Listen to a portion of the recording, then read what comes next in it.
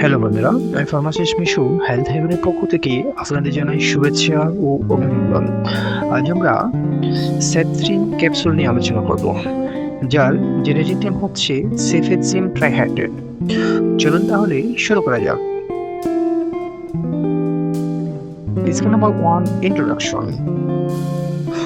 জ্বর, গলা ব্যথা, কানে ইনফেকশন বা প্রস্রাবের সংক্রমণে অনেক সময় চিকিৎসক সেপ3 ক্যাপসুল প্রেসক্রাইব করেন, কিন্তু এই ওষুধ কিভাবে কাজ করে, কিভাবে খাবেন, আজকের ভিডিওতে সহজ ভাষায় সব জানবেন। স্কিল নাম্বার 2, হোয়াট ইজ সেপ3 ক্যাপসুল?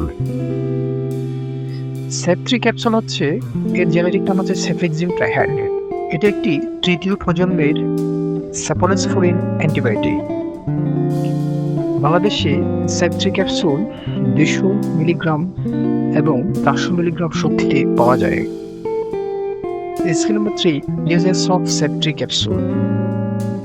ব্যবহার: চিকিৎসকের পরামর্শ অনুযায়ী সেপ3 গলা ও টনসিলের ব্যাকটেরিয়ার সংক্রমণ, কানের সংক্রমণ, ওটাইটিস মিডিয়া, সাইনাসের সংক্রমণ, শ্বাসনালীর সংক্রমণ, মূত্রনালীর সংক্রমণ, ইউটিআই এবং কিছু ক্ষেত্রে টাইফয়েড সহ অন্যান্য ব্যাকটেরিয়াল সংক্রমণের চিকিৎসায় ব্যবহার করা হয়। তবে মনে রাখবেন, ভাইরাল সর্দি, কাশি বা ফ্লুতে এই অ্যান্টিবায়োটিক কার্যকর নয়। Skill number 4, how does it works? এটি কিভাবে কাজ করে?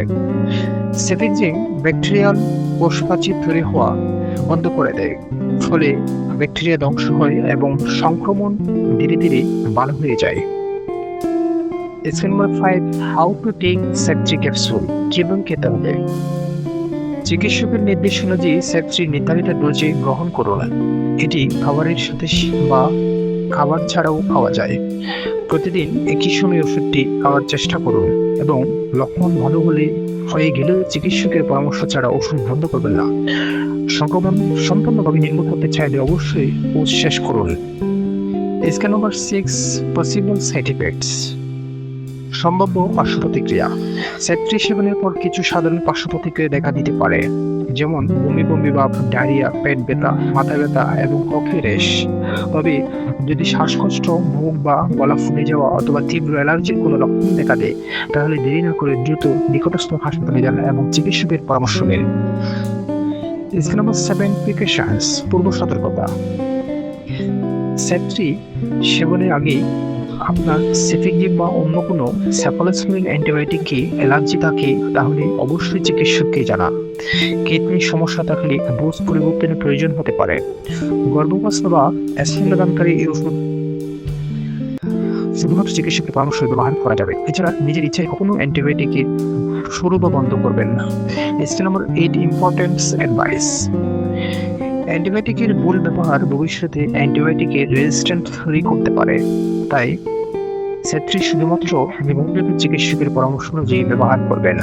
গবেষণায় বাংলাদেশে কিছু জীবাণু ক্ষেত্রে সেফেক্সিমের বিরুদ্ধে প্রতিরোধও দেখা গেছে, তাই সঠিক ব্যবহার অত্যন্ত গুরুত্বপূর্ণ। এই ভিডিওটি শুধুমাত্র শিক্ষামূলক উদ্দেশ্যে তৈরি। এটি চিকিৎসা পরামর্শের বিকল্প নয়। সবসময় ডাক্তারের পরামর্শ নিন। বন্ধুরা, হেলথ হেভেনের সঙ্গে সুস্থ জীবনের পথে হাঁটুন। ভিডিও ভালো লাগলে লাইক দিন। প্রতিদিন স্বাস্থ্য টিপস পেতে ফলো করুন আমাদের ফেসবুক পেজে। নতুন ভিডিও পেতে আমাদের চ্যানেলটি সাবস্ক্রাইব করুন এবং প্রিয়জনের সঙ্গে শেয়ার করে ছড়িয়ে দিন সুস্থতার বার্তা। সচেতন থাকুন, সুস্থ থাকুন, কারণ স্বাস্থ্য হচ্ছে আপনার সবচেয়ে বড় সম্পদ। আবার দেখা হবে হেলথ হেভেনে। ধন্যবাদ।